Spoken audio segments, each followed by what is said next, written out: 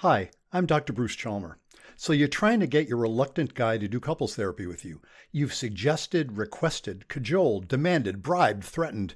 You've carefully timed the conversation to catch him when he might be receptive, and you've blurted it out when you're in the middle of a fight. You've couched it in I statements. You've used active listening. You've applied nonviolent communication. You've buttered him up and you've insulted his character. You've cried, pleaded, reasoned, shouted, and punished with silence. You've gone on strike and you've made extra efforts to be generous. You've withheld sex, affection, and even basic civility, and you've showered him with attention. None of it has worked. You're at the point where all you can think of is to end the relationship. You've already threatened that too, repeatedly, but you don't really want that if there's a way to be happy about staying together. How can you get him to see that couples therapy is at least worth a try? Why is he so stubborn, so clueless, so uncaring? Well, here are your answers. If you want to get him to change his mind and try couples therapy, you'll need to understand why he's resisting the idea.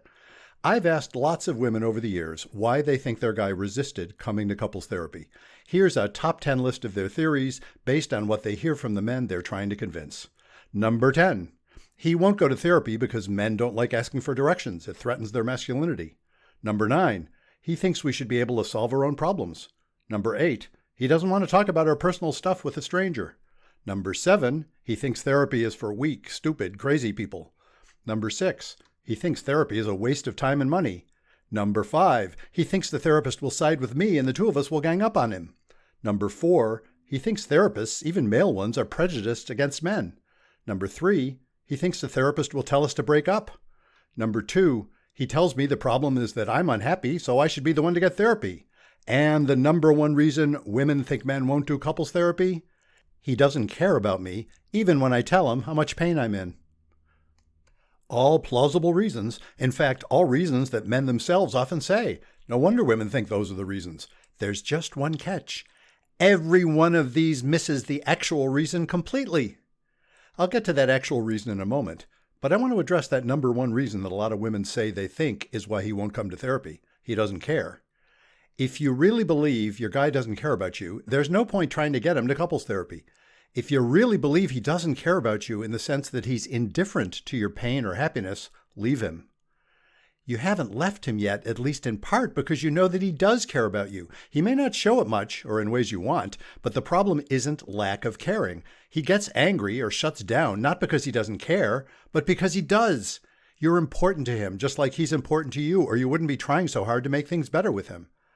So if those aren't the reasons he resists, what is? He resists because he's terrified. And not only is he terrified, he's right to be terrified. Every one of those reasons in the top 10 list has a basis in some guy's experience, and every one of those reasons is a proxy for the big one. He's afraid he'll lose you. He's worried that couples therapy will lead to breaking up, and that's not a crazy worry. You know people whose relationships have ended after they did couples therapy, and so does he. Yes, I know they went to couples therapy because their relationships were already in trouble, but it can sure look from the outside like the therapy didn't help or even made it worse. And when you give him the ultimatum that says, in effect, it's either couples therapy or Splitsville, you're just confirming how precarious the situation is. So his worry isn't paranoid. It's actually pretty sensible. Now do you see why all your efforts to get him to come to couples therapy haven't worked? It's not that your reasons for wanting to do it are bad, and it's not that he doesn't care. It's that he's scared, and your very understandable frustration with him just increases his fear. And, of course, he's a guy. He won't even tell himself that he's scared, let alone you.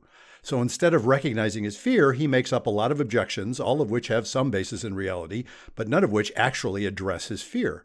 Or he gets all reasonable and acts like you're the one with the emotional problem, or he gets angry and shouts at you, or he just shuts down completely. That's what you're dealing with. Arguing, cajoling, and threatening don't tend to reduce someone's fear. They increase it. You know how unreasonable and reactive you get when he denies or minimizes how you feel?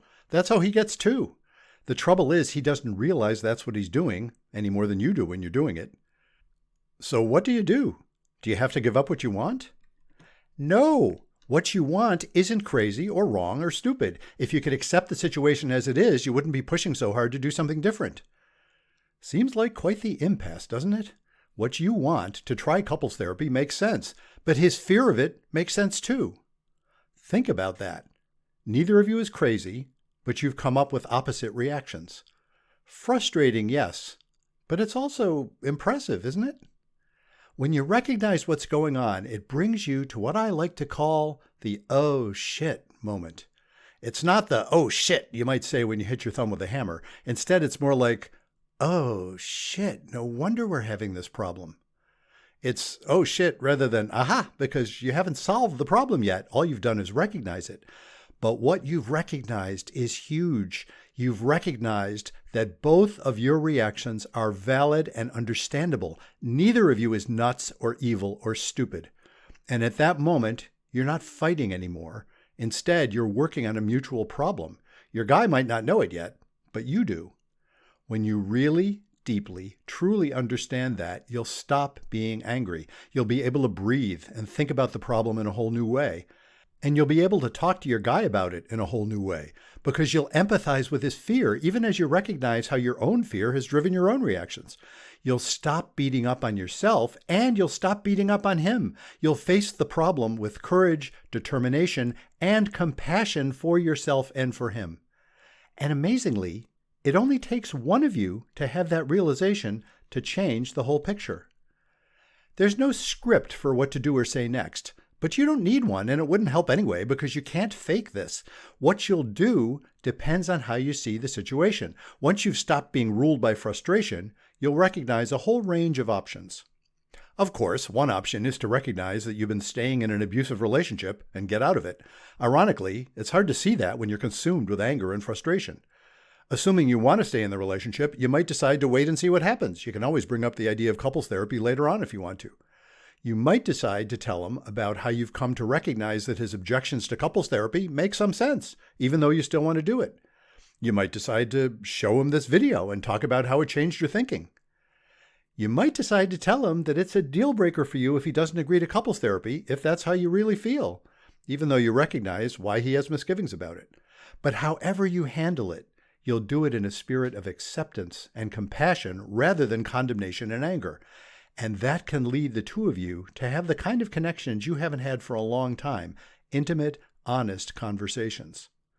And if there's a chance that he'll decide to overcome his fear and give couples therapy a try, it'll come out of those intimate conversations. Or, if he doesn't, at least you'll be calm enough to evaluate your options. So there's your answer. He's afraid. If you love him and want him to work with you instead of resisting you, you'll need to acknowledge his fear and accept that he's not crazy. You're not crazy either. Take it from there. If these ideas are meaningful to you, please check out my book, It's Not About Communication: Why Everything You Know About Couples Therapy is Wrong. And if you'd like to let me know how you feel about this, visit my website, brucechalmer.com, and drop me a line. I'd love to hear from you.